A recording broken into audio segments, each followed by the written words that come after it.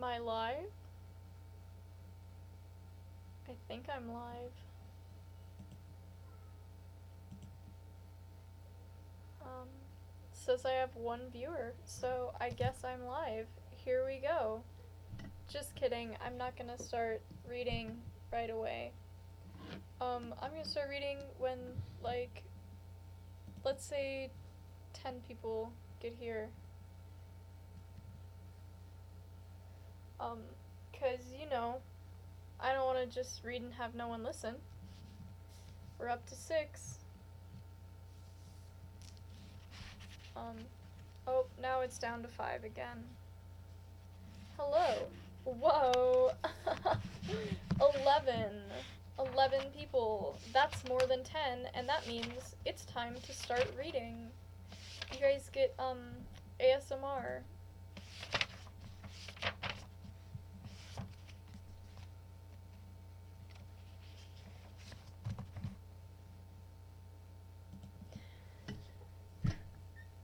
Thank you, Frozen Gem. I hope I will enjoy it as well. And goodbye. I said that too happy. I'm sad that you're leaving. Okay, prologue.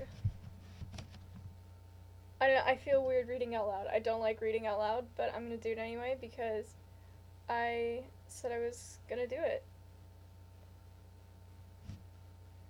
The hive-winged city loomed out of the savannah, impossibly tall and imposing and indestructible looking, and honestly, its big smug aura would have been enough reason to burn it down. It would have been enough to burn it down in Bryony's opinion. But it was also, bonus, full of their enemies.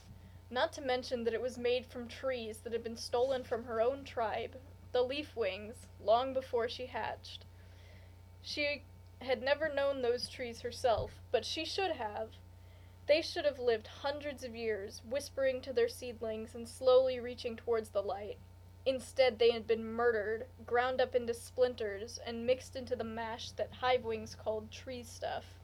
Every hive was made of it, which is why every hive is going to burn. Eventually, this one was a bit of a trial run. Bloodworm Hive. Even the name of it gave her the creeps. She was glad her leaders had chosen one so palpably horrible. She might have felt a tad less enthusiastic about burning down the prettier Jewel Hive they'd flown past a few days ago. Then again, maybe not. All she had to do was picture the dragons inside, and even the sparkly glitter bazaar became instantly more sinister. But it didn't matter. They were here, behind a greenhouse outside Bloodworm Hive in the middle of the night, moments away from executing their great mission. I think it's kind of funny that all the hives have greenhouses, she said to Hemlock and Pokeweed. It's like the hivewings wiped out all the trees thinking they were so clever, and then after they were done, they realized, oops, plants are kinda useful. Actually, maybe we should make some little houses and grow a few. She brushed one of her leaf-shaped wings across the panes of glass. Easy enough once they also stole the Silkwing's fire, I guess, she added. Hemlock and Pokeweed, as usual, were being stoic and boring, and ignored her by staring grimly off into space, as if they were too busy envisioning heroic things to trouble with conversations. She rolled her eyes, crouched beside them, and peeked into the jar Belladonna had left them. Bryony had seen fire before, once, when lightning hit a tree and burned it into charred ash, but she'd never seen it like this. A long thread curled quietly inside stone, glowing like a bit of captured sun. It was so small, especially compared to the giant hive in front of them. How could this possibly work? She whispered. How can this tiny bit of fire bring down a whole city? We follow the plan, Hemlock said. He gestured at a bag of Dittany and other flammable plants they brought with them from the jungle. Also, I'm gonna, butcher the pronunciation of the... I thought the book came out today. Well, I know that the digital copy was already out, but I thought it just came out Today's July 30th, right?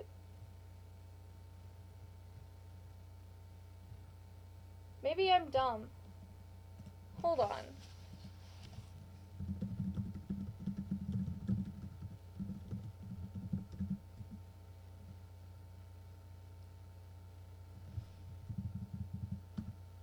I thought it was July 30th.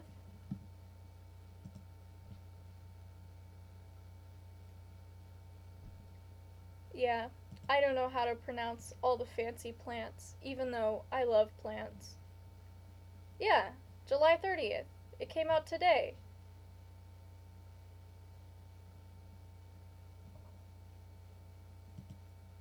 Okay.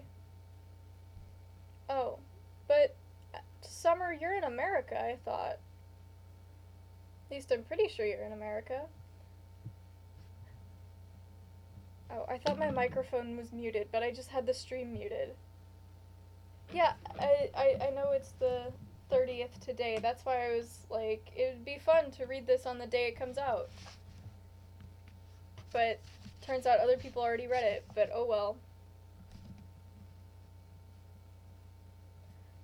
Where was I? This would be easier if we had Sundew with us, Pokeweed pointed out in his deep, slow voice. I don't understand why she isn't here. She's busy, Hemlock said curtly. Doing what? Bryony asked, although she knew perfectly well he would continue to not tell her anything about his daughter's mystery activities. I thought she was going to help, Pokeweed said again. I thought the plan involved flaming ivy growing up the walls. It will, Hemlock said, lifting his claws and flexing them significantly. Pokeweed gave him a dubious look. Maybe we should wait for her, he said. Maybe she'll come soon. Pokeweed, Hemlock said, finally letting a bit of exasperation slip into his voice. Don't be annoying.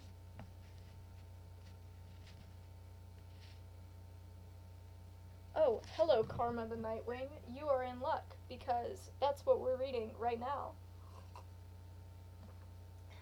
So I guess if you want to rewind it to the beginning, you can start from the beginning, because that's where I started. Pokeweed grumbled. That's nice. The plan is fine. Hemlock picked up the jar and cupped it between his talons. The glow lit up his face from below, casting his eyes into shadows. We have what we need. Not being annoying, Pokeweed muttered, just being sensible. Another dragon appeared around the corner of the greenhouse, and for a moment Bryony tensed, ready to fight. But it wasn't a Hivewing. This dragon had goldenrod yellow spots on his wings, but the rest of his scales were shades of gray, pale, and dark overlapping, like a chinchilla. That had commas in weird places. Or a snuggled-up pile of chinchillas. She'd only known this Silkwing for a day, but every time she saw him, she thought of a small, adorable, furry thing. Grayling, she whispered. Hi, Bryony, he whispered back, smiling. Is it done? Hemlock interrupted. We did the best we could, Grayling said. All the Silkwings who sleep in the hive have been warned to stay near the exit and keep their dragonets with them so they can evacuate first. We have members of the Chrysalis assigned to retrieve the eggs and the dragonets going through metamorphosis right now. And we've sent messages along the webs that connect this hive to Jewel Hive and Mantis Hive. He hesitated. If we had one more day, we don't, Hemlock said, not unkindly, but with absolute finality in his voice. Grayling's gaze went to the long bridge of silk overhead that stretched towards Mantis Hive. It glimmered a little, as if some of the starlight was caught in the silvery filaments. Do you think the whole city will burn? He asked. And the webs along with it? We're not going to set the webs alight on purpose, Bryony answered. But if the hive burns down like we're hoping... She didn't have to finish the sentence. It was pretty clear what would happen to the webs that were woven to the top levels of the hive. When Sundew had first told them about the underground movement of Silkwings called the Chrysalis, Bryony had thought someone must have cracked her very hard on the head. She had grown up side by side with Sundew, who was only a year younger than her, They had both been raised with the absolutely certain knowledge that Silkwings were weak and timid and never stood up to anyone. Well, why would you spoil the ending, Avel the Icewing? That is a bad habit. Like, what if you watched a movie? Like, you watched the very end of the movie, and then you watched the rest of the movie. But you know, you do you, I guess. And then when Sundew said they needed to warn the Chrysalis before burning down Bloodworm Hive, well, that was truly epic nonsense. Wouldn't someone go straight to tell the Hivewings? Wouldn't that ruin the whole plan? But then they found Grayling and a few other dragons from the Bloodworm Hive chrysalis. And now Bryony couldn't even think about what would have happened if they'd burned it down without getting the Silkwings out first. She'd never have known Grayling at all. He might have died, and she wouldn't have known she'd lost him. All right, Grayling said, shaking himself. Then how can the chrysalis help? You would do that? Bryony asked, surprised. A spark kindled in Hemlock's eyes.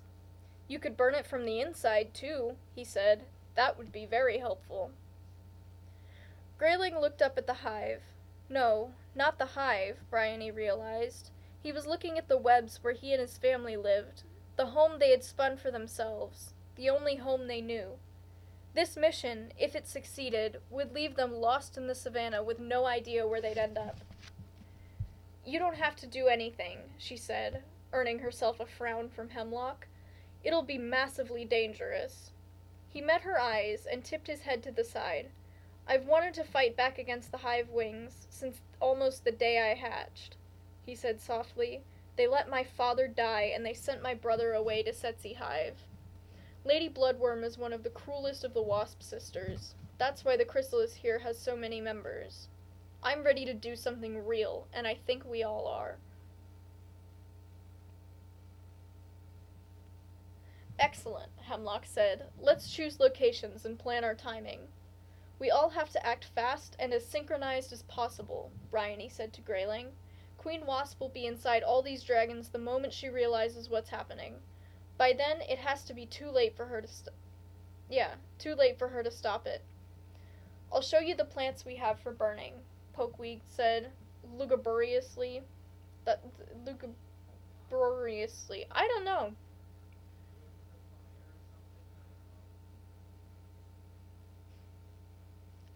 My dad is trying to find the stream on YouTube downstairs. Give me a second. I'm gonna have to hide the picture of Sundew. Because hee.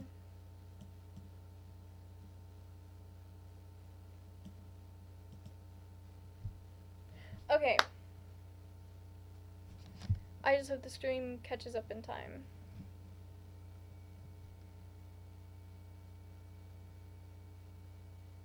Where was I?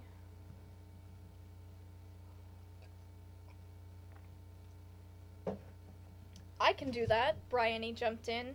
You and Hemlock review the interior map of the hive we got from the chrysalis. She brushed Grayling's wings with her own and beckoned him over to the supplies. As she described each plant, how quickly it would catch, how long it would burn, and which ones would spray burning oil, she caught Grayling watching her with a strange expression in his eyes. What? She said, putting down a bundle of dead palm fronds they'd gathered that morning along the shore of Dragonfly Bay. It's just, I'm amazed at how much trouble your tribe has gone to. All these plants, all this work, just to save us. Bryony tried not to show how startled she was. To save you? She echoed. Ah, my voice is coming out of the TV downstairs. Give me a second, I am angry.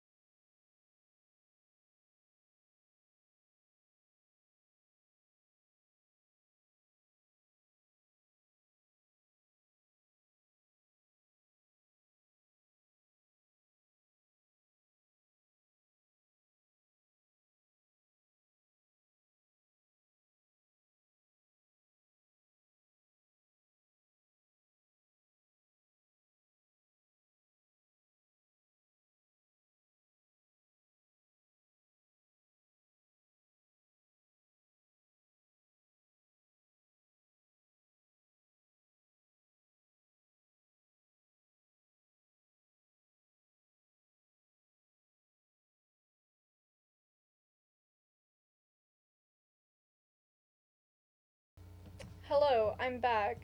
Sorry for that interruption.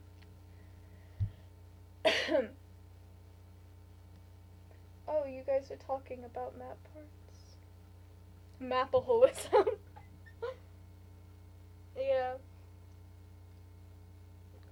Actually, I think I only have 2 map parts that I need to do right now. No, I have 3. I have Lady Vengeance, Blast Doors, and one that I'm in on my other channel. Okay.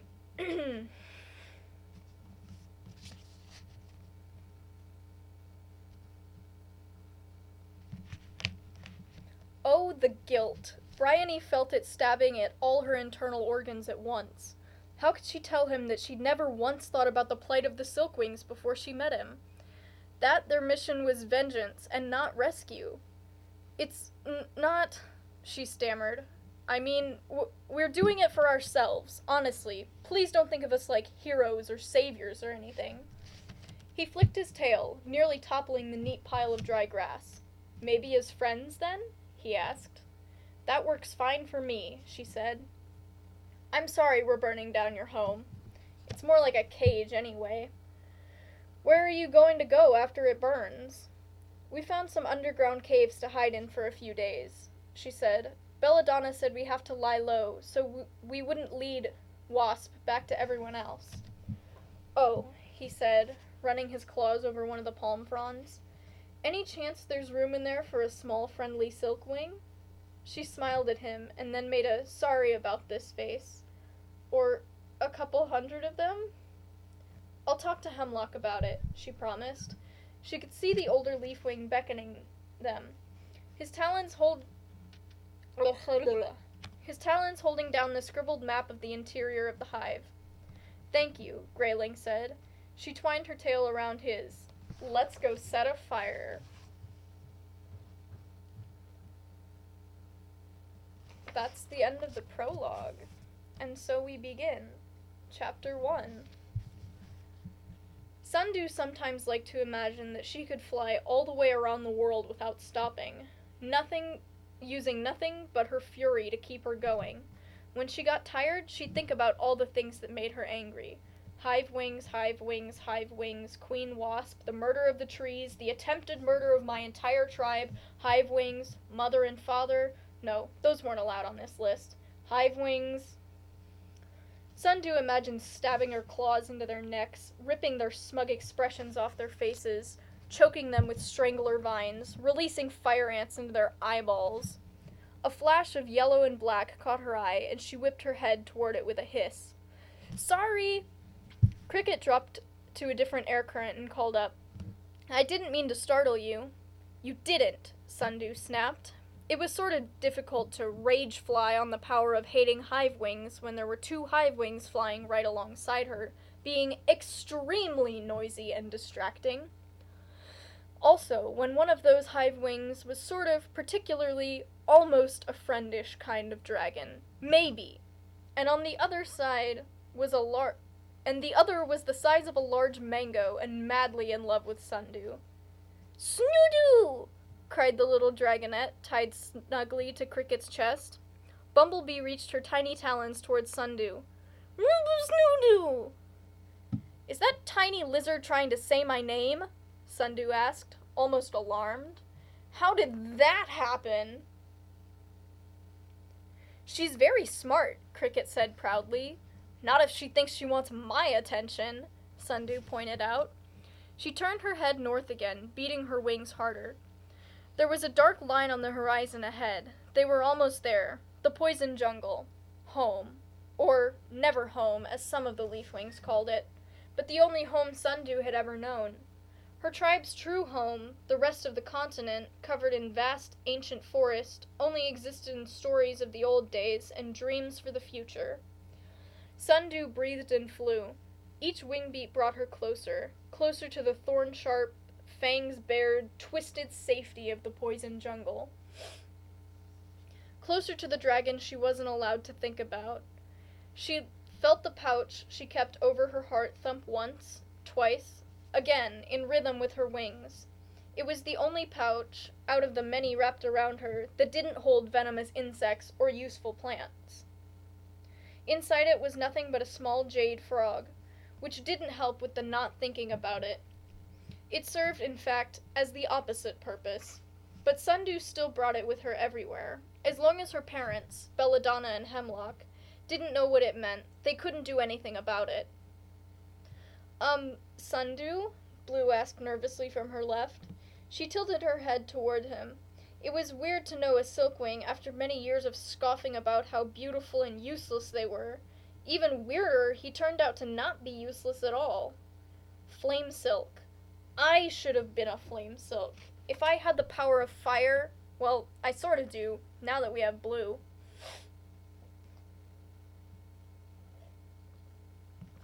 Sorry if I keep stopping. I'm getting water. Ah, what the heck? My 7-year-old brother is commenting in the chat through my mom's account. So all of the censored stuff is my name, I guess.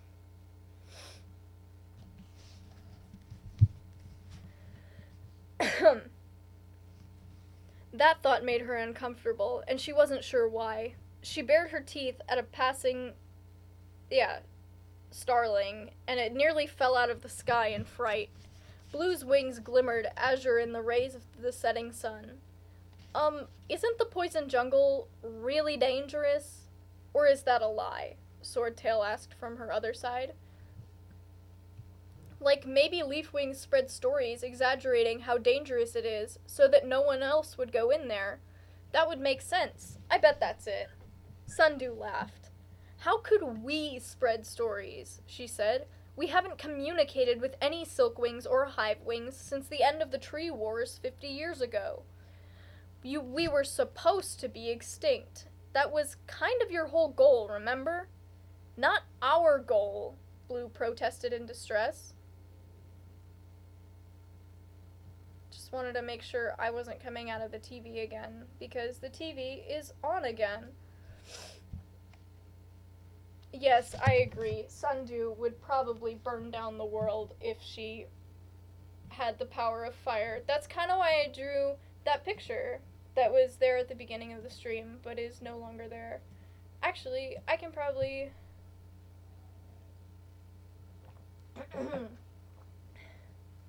Give me a second, and I'll put the picture back up. But I have to make it family friendly. So, I guess just talk amongst yourselves.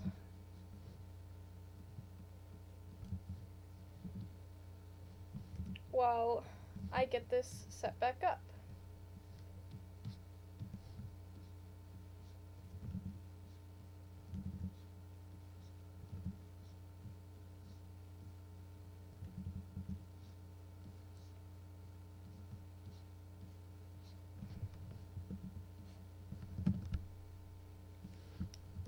There we go. Problem solved.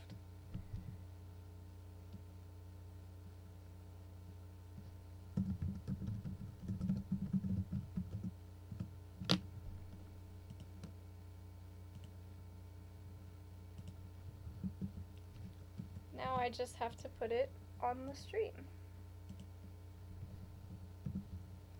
Oh, that's not what I meant to hit.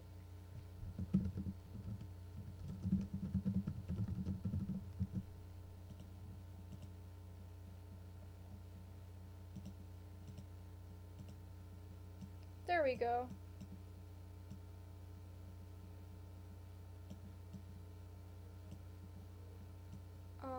Now I guess I need to put the words back at the top.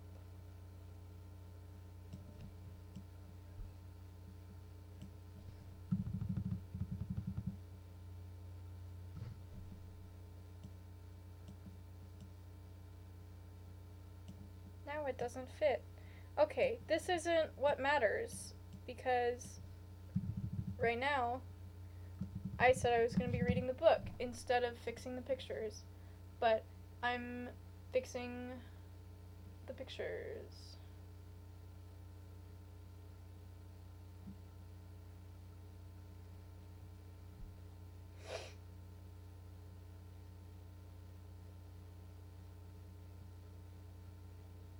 Yeah, but, Pegasus, they're dragons, and draconic creatures are, in my mind, inherently magic. So it makes sense for there to be animus dragons without really a reasoning. But it would be cool to find out what makes them animus and what doesn't. Okay, back to the book.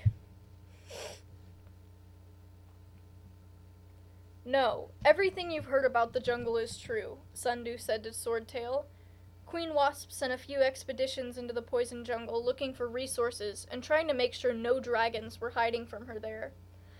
Almost all of them died. The rest are the ones who brought the stories back to you.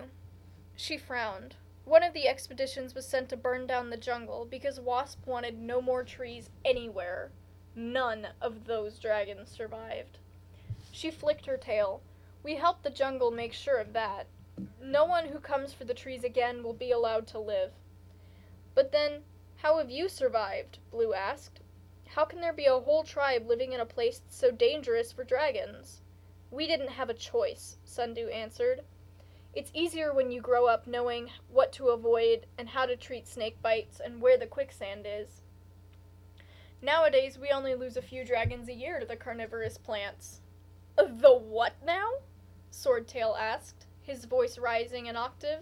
Carnivorous whats? Yeah, you will probably get eaten, Sundew said with a shrug.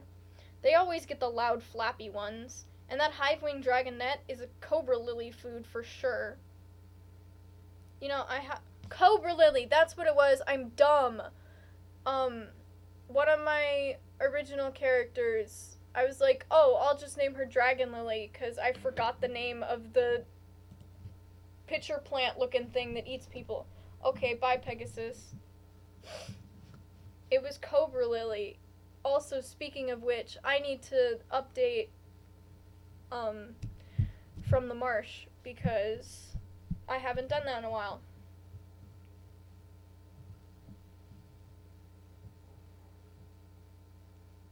I am not enjoying this conversation, Swordtail observed. Do we have to go to the place with the certain death? Blue asked. Yes, because it's my home, Sundew said, and also the only place you'll be safe from Queen Wasp after burning down her greenhouse of mind control plants. I'm not doing face cam. I'm not doing face cam.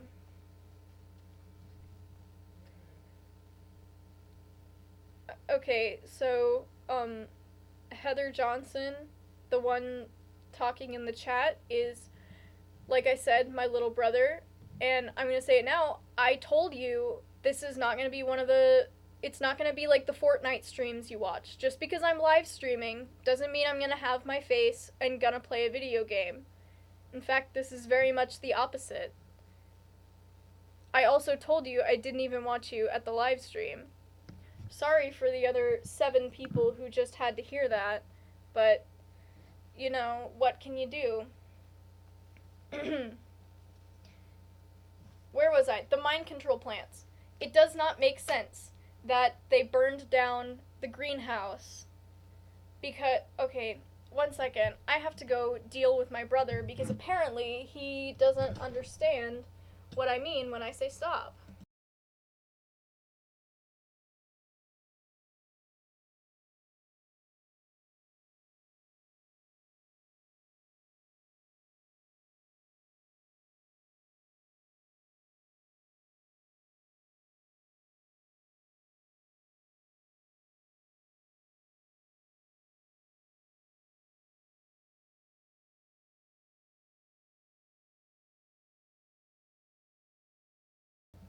Okay, so why burn down the greenhouse of the mind control plants if you could have used the plants to create the cure for mind control?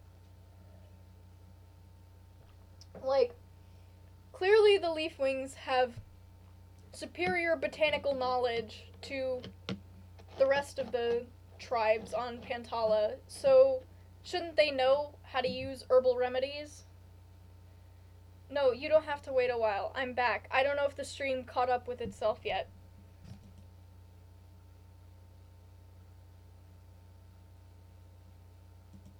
I think the stream caught up with itself. Sorry for the breaks in between, but that's, you gotta do what you gotta do.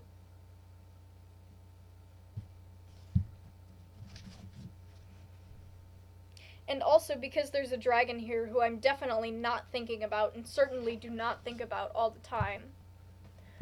We'd be safe across the ocean, wouldn't we? Cricket offered, flying back into Sundu's line of sight. In the distant kingdoms? If you would like to fly out to sea in search of an imaginary continent, go for it, she thought, but did not add. Except for you, Blue. You belong to the Leaf Wings now. That's not very nice. The group fell silent as they drew closer to the edge of the poison jungle. The snarling river, dark, swift, and flowing, marked the boundary, but the jungle was always prowling across the line. Pitcher plants and cobra lilies grew thick along the shores on both sides, and every time Sundu flew this way, she saw more plants extending their tendrils across the water, more twisted little thorn trees starting to muscle their way up to the wrong side. If we set it free, the poison jungle could devour the continent for us, and all of the hive wings too. If I set it free, I could unleash the jungle and send it forth to strangle our enemies. I won't, though. I don't want a Pantala covered in poisonous, dragon-eating plants. I want the Pantala of the old stories, the giant forest that stretched from shore to shore. She closed her talons into fists. But if I can't have that, feeding all the hive wings to overgrown bladderworts is solid plan B. Okay, if Sundu can grow plants with her mind, why not just grow the trees back? Okay, sorry for that, it just didn't make sense. The stream is jumping all over. It went from 6 viewers to 3 viewers in 1 second. So, oops.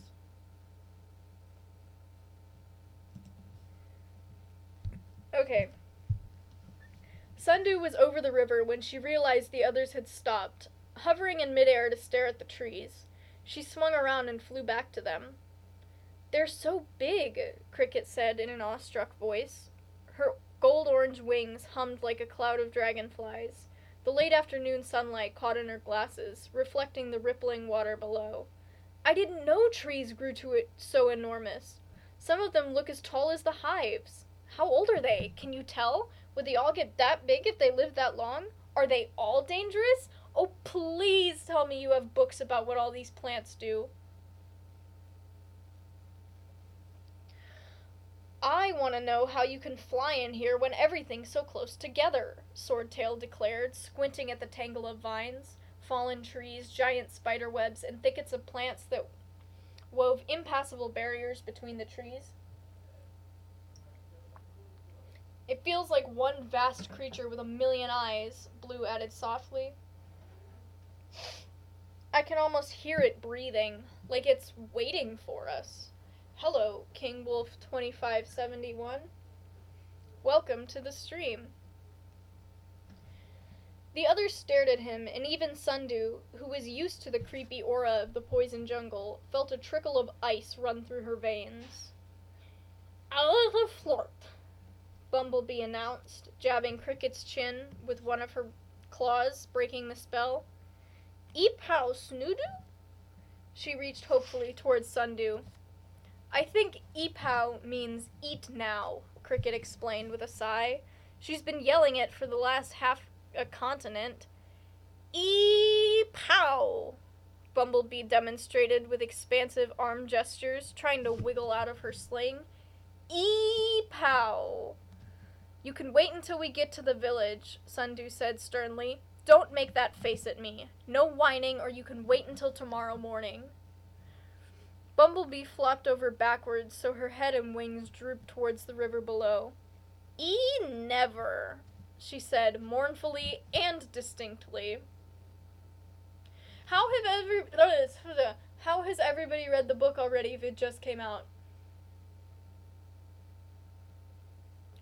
I still don't get it. Okay.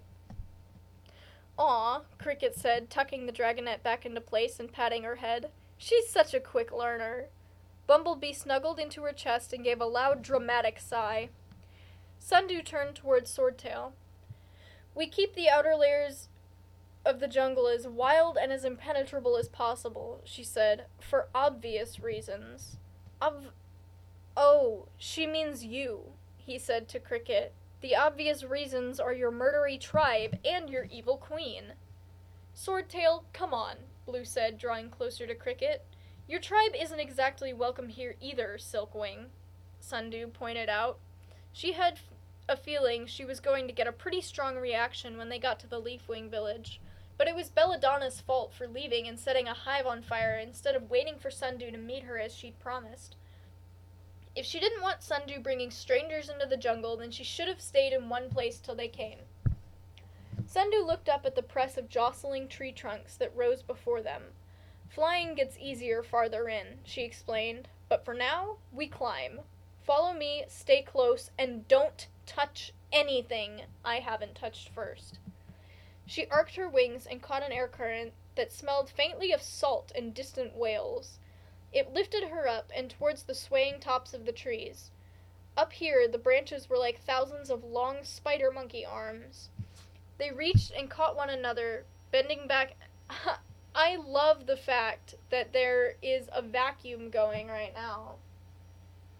Just kidding, it's not a vacuum, it's an air mattress. That means it'll be over sooner. Anyway, another thing I'm wondering is, so in the epilogue of The Hive Queen, you know how Turtle and Tsunami met the Leafwings? I wonder if Blue and Sundew and Swordtail and Cricket are gonna meet Turtle and Tsunami. Because that would be pretty cool. Is the air mattress too loud? Oh, it doesn't even show up on the mic. Where was I? They reached and caught one another, bending back and looping around, fuzzy with pale green moss, or marked with the scratches of dragon, jaguar, and tamarin claws. The spot where the Makahiyas, is that even that how to say that word? Makahiyas grew was well camouflaged. Other plants with similar leaves had been planted all around it and grown up all along the wall of foliage, but Sundew never had any trouble finding it. She could have flown through it with her eyes closed. She could have sensed the vibrations of the Makahiya leaves, like quiet music in her head. They were higher and trembled more than the vibrations of other plants. Sundew slowed down and brushed her tail lightly across the center of the Makahiya cluster. At once, the long oval fern-like leaves began folding together, pair after pair along the stems, like butterfly wings closing up. As they closed, they revealed a gap in the branches behind them, just large enough for a dragon to fit. Whoa, Blue whispered. I've never seen a plant do that before. Oh, I think they're called touch-me-nots, aren't they? Cricket asked Sundew. That's one name for 'em, Sundew answered. Ooh, that sounds super dangerous. Touch me not, or you will die. Sundew snickered, and Cricket covered her snout to hide a smile. Actually, Sundew said to Swordtail, this is probably the only plant up here that won't kill you. He said skeptically, squinting at the folded leaves as he followed Sundew through the hole. Stepping into the jungle always felt like plunging underwater, if that water was actually thick green soup in a cauldron, boiling and full of insects. Sundew hissed at a mosquito the size of her ear, and it veered away in search of more docile prey. Behind her, Cricket let out a yelp and lifted one talon to reveal a crushed mess of yellowy-orange ooze that had probably been a tree slug. Ooh, yum? Bumblebee inquired, reaching for it. No, Cricket said. Gross, Bumblebee. Gross, Bumblebee cried, waking up an anaconda as thick as Sundew's tail in the next tree over. The snake raised its head slowly and narrowed its eyes at the little dragonette. Shh, let's move. Sundew whispered. She ran lightly along the branch and leapt to another, then scrambled up to one that crisscrossed above them. The trees shook as the other dragons tried clumsily to follow her. Sundew could sense the message spreading through the trees. Something new, leaves whispered to leaves. Roots and networks of underground filaments flickered the news along like twigs in a current. Watch, listen, be safe, caution, stand guard. I think that is really cool that she doesn't just control plants, she can talk to them too. I like that. She didn't have time to dig her talons into the dirt and shape the story. She had to hope she could get her dragons to the village quickly, and she could take a moment to talk to the trees. "You're like a monkey," Swordtail panted, catching up to her when she swooped to wait for them. Stopped to wait for them? Ahaha, my brain is broken. Hello, Kitten Cookie, 42. I mean, in a good way, like a very fast jumps, good jumps, not foolishly. I mean, not in a dinner way, just so fast. He wheezed to a stop. Cricket balanced along the branch to a spot behind him, digging her claws in a way that made Sundew wince. The trees wouldn't like that, but Bumblebee kept lunging sideways, nearly out of her sling, reaching for bright flowers or shining beetles, so Sundew could see why Cricket needed to hold on tight. Bringing up the rear behind her was Blue, who looked as if he was trying to swallow the jungle with his eyes. "It's scary, like being high up in the hive webs," he said thoughtfully, "but loud, like the inside of the hives, except the buzzing isn't a language you can understand. And the smell is way worse," Swordtail observed. Sundew bristled.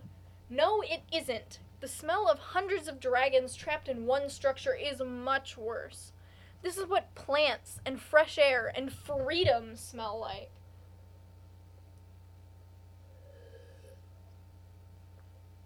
Yes, I guess she's Aquaman for the trees, but I don't know anything about Aquaman, so I can't say for sure. Is this also what rotting plants smell like? He asked. And dead animals, and I don't know what else. Swamp gas? "You smell like swamp gas," she said furiously. "I'm sorry," Blue interjected. "I only meant it's interesting. I'm trying to map it onto something I've felt before, but it's so different from anywhere I've been." "Yeah, sorry, Swordtail." Swordtail agreed, giving Sundew an abashed look. "It's not bad. Some of it's kinda cool, like that flower right below us. Look, Blue, it's like an enormous wild pink open book. I mean, so pink. And it actually kinda smells—" "Do not!" Sundew shouted as he leaned toward it, sniffing. But it was too late. Swordtail's nose brushed the pink surface, and the plant's jaws snapped shut around him, yanking him off the branch and swallowing him whole. In an instant, Swordtail was gone. "Okay, well, I guess Swordtail's dead."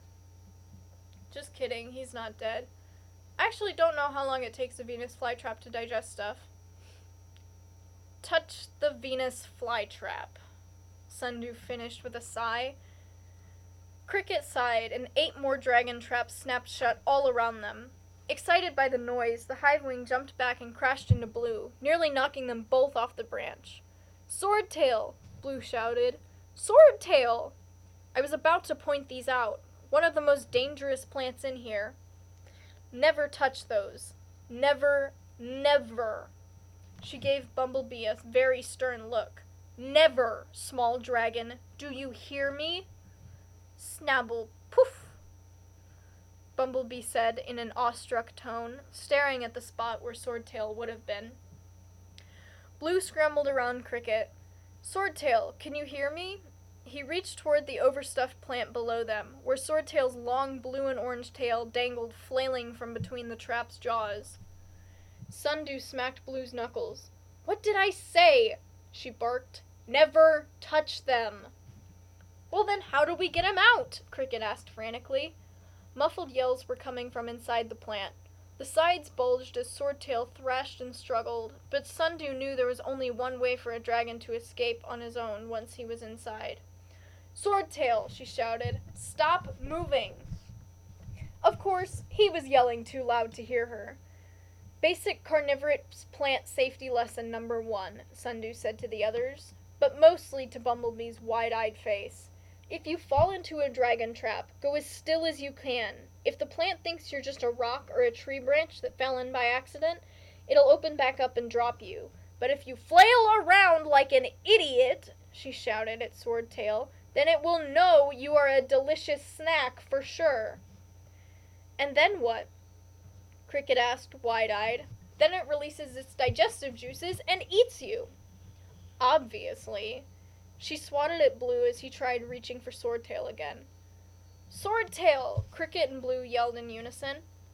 "It's definitely figured out he's alive by now," Sundew said. She pointed to the long hairs along the edges of the plant's mouth, which were starting to lock firmly together. "It won't drop him even if he does shut up long enough to hear us. But it's a slow process. It'll take at least half a day before it kills him." "Can't we slice it open and cut him out?" Cricket asked, raising one of her talons to flex her claws.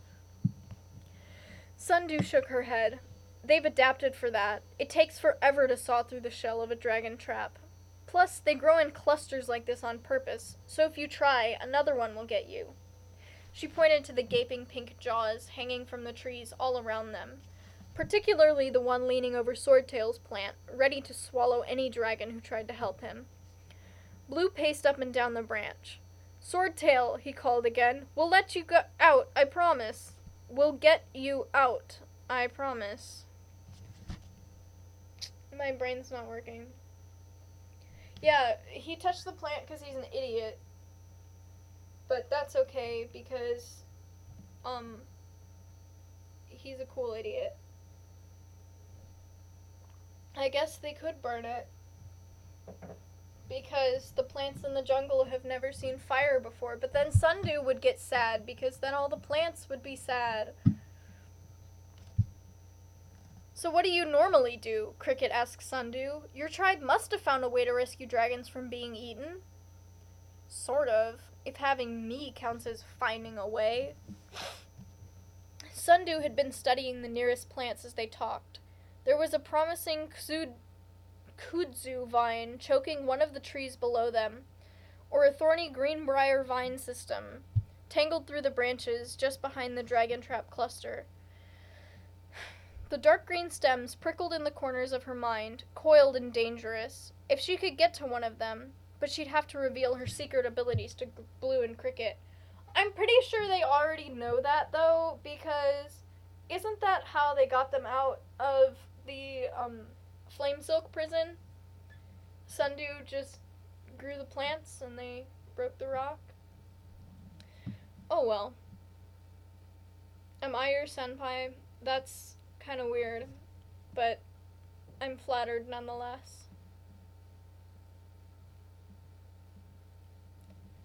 They're going to find out pretty soon anyway, and it's the only way to save Swordtail.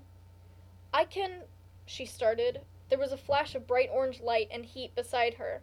A long thread of flame silk flew out of Blue's wrist and slithered around the dragon trap's leaves and stem. "Stop!" Sundew yelled. She lunged across Cricket and grabbed Blue's arm, slamming it down on the branch. "Why are you all impossible?" She whirled and saw the fire already beginning to catch and spread down the length of the dragon trap stem, towards the tree where its roots were. As the stem burned through, the squirming bulb of the dragon trap drooped it and lolled sideways, setting off 3 more plants as it knocked into them. Sundew leapt up to a higher branch and seized a cluster of giant bromeliads. A small blue tree frog jumped out of one of them and gave her a reproachful look as she ripped the flowers off the tree. Inside of each cluster of leaves was a pool of water, some the size of her cupped talons, some much bigger. She swooped down and poured them over the fire. It sizzled and hissed at her. Half the flames went out, but one end began sprinting faster towards the tree. The smoke was already thick and curling into her eyes, making them water. All the nearest dragon traps had drawn back as far as their stems would allow. Leaves all around them curled away from the fire. She could feel the trees screaming deep in her nerves. I need a fire-resistant plant, something full of water or sap or giant leaves I can use to smother the... What on earth happened? Did the stream, die from 105 to 110? Ooh, that's cool, right, 3? Also, I hope you have fun doing whatever you're going to do in 30 minutes, Karma. Holy cow, my mouth is dry.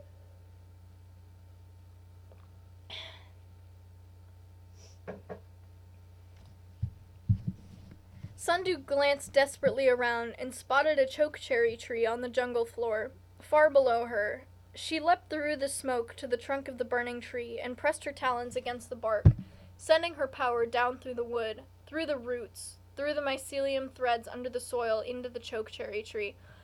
Oh, so it's just like how trees in real life talk to each other. They use mushroom systems. Anyway, I really like this book so far. Good book. The chokecherry tree burst upward, growing at the speed of an erupting volcano. Its branches smacked other plants aside, its roots burrowed deep and fast to keep it steady. In a matter of heartbeats, the top of the tree was level with Sundew's head, and the berries on it were enormous, the size of her fists.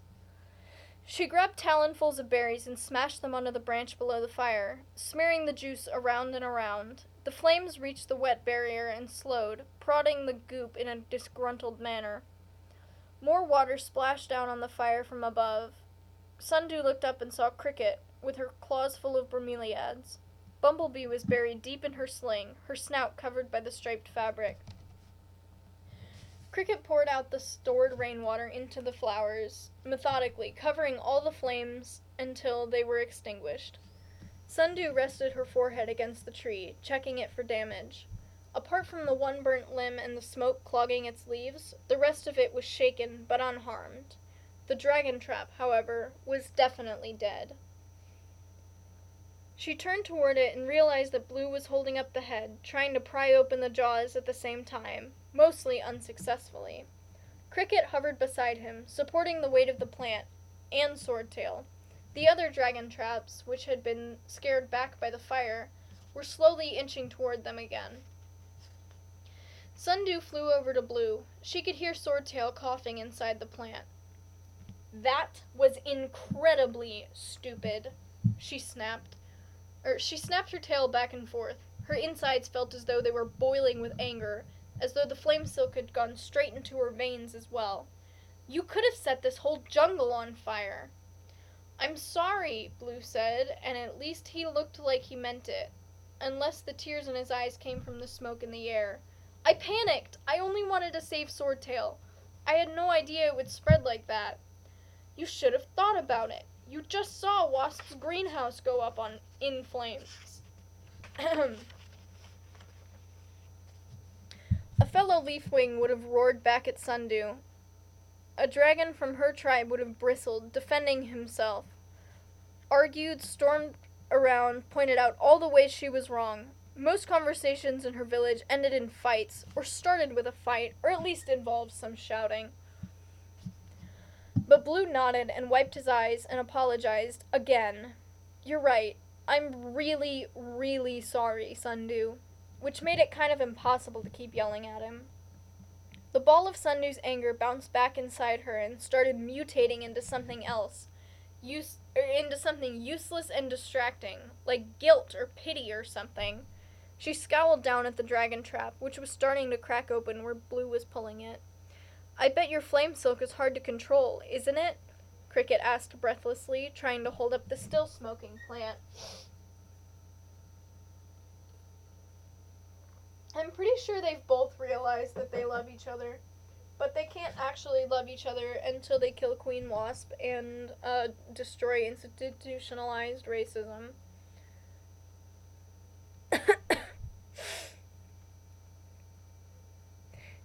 Yeah, Blue said, so it was extra stupid of me. We'll help you practice with it, Sundew said, wondering if she could really offer something like that. There wasn't a Leafwing alive who knew anything about managing Flame Silk. But from now, promise me you won't use it in the jungle unless I tell you to. I promise, he said. I really promise. Can you help me get Swordtail out? He must be so scared. No, not scared, Swordtail half yelled and sputtered through the crack in the plant's jaws. This plant is in big trouble. I'm gonna slice it up from the inside. I'm gonna give it such a stomachache, it'll seriously regret trying to eat me. You deserved it, Sundew barked at him. It was a relief to have someone she could be mad at without feeling bad. She hooked her claws around the top edge of the plant's mouth and motioned for Blue to take the bottom edge. You basically fed yourself to it. I did not. That is, I was just smelling it, Swordtail growled. Sundew flapped her wings, pushing herself backwards as hard as she could. The smell is designed to attract dragons, she conceded, but only dragons with no brains in their heads, who like constantly causing trouble for their traveling companions. I said you would get eaten right away, and I was right. With a ripping, cracking sound, the jaws finally parted. Swordtail hauled himself out and back onto the first branch, coughing and blinking rapidly. The others let go of the dragging trap, and the head broke off from the blackened stem, tumbling away to the forest floor. Sundew could sense the hunger of the surrounding dragon traps. As the smoke faded into the air, they were getting bolder, rustling closer in their stealthy way. She shoved Cricket and Bumblebee back onto the branch, and Blue clambered after them. I've never seen such a pile-up of idiocy, she said. Now really stay close to me, and really don't touch anything.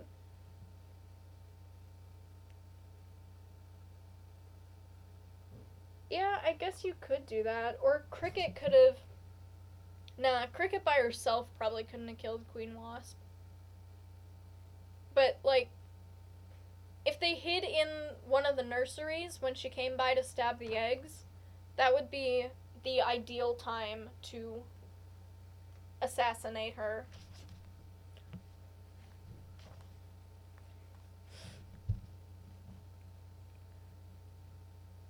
Where was I? I feel like we could have gotten a bit more of a warning, Swordtail objected with a cough as they started walking again. Like, it'd be pretty helpful if you'd point out, that's a carnivorous plant, and that one is super flammable, and that one can kill you. Alright, Sundew said, waving at the entire jungle around them. These are dangerous plants, and most of them are carnivorous, and all of them can kill you. Or you will probably die. Wait. I skipped a whole 2 lines. Do not sniff, touch, eat, poke, lick, or set fire to any of them, or you will probably die, and next time I will let you. She doesn't mean that, Cricket whispered to Bumblebee, who chirped sleepily back at her. It must have been pretty awful when your tribe first got here. Sundew did not dignify that with an answer, since she was pretty sure it would involve more yelling at him, and apparently she really didn't enjoy yelling at Blue. Yelling at Swordtail, on the other hand, was always satisfying. They climbed in silence for a while, hopping from branch to branch as they descended through the jungle. It was a prickly silence, though. Blue had an aura of guilt around him. Swordtail kept muttering under his breath, and Sundew could feel Cricket's eyes on her. She knew her well enough by now to guess that Cricket was trying really hard to hold back a question, and that she would pretty soon fail. Sundew, Cricket burst out as they passed a cluster of glowering giant hogweeds. Ugh, what? Sundew said, casting a glance over her shoulder at the hive-wing. Cricket's glasses were fogged up from the humidity, and she kept swiping at them with Bumblebee's sling. It's just... Cricket hesitated, and Sundew realized what she was going to ask. Even in the midst of fighting with fire, with bromeliad pools, of course, Cricket would notice what every dragon around her was doing, especially if it was something weird and unscientific. Cricket tilted her head at Sundew.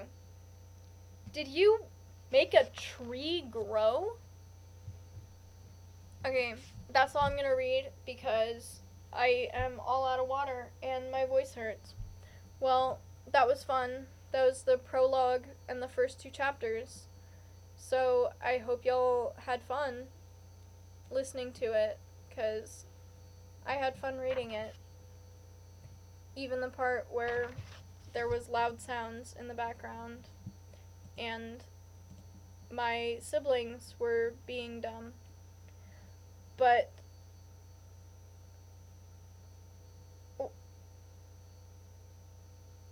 that last comment caught me off guard.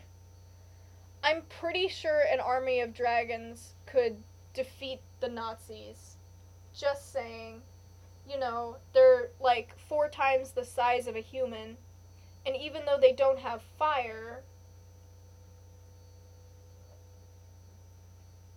Okay, that's not the point. The point is, I don't know how to end a stream. I don't know how to end a video. Hope y'all enjoyed listening to me reading.